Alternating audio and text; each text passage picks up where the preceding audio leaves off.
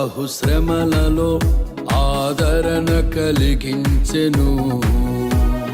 వాక్యమే కృపావాక్యమే నన్ను వీడని అనుబంధమై, శ్రమలలో బహుశ్రమలలో ఆదరణ కలిగించెను.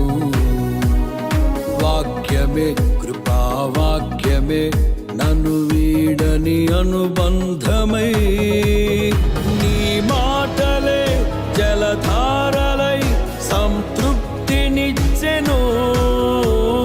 నీ మాటలే ఔషధమై గాయములు కట్టెను. నీ మాటే మధురం రాజులకే, మహారాజు కృప చూపే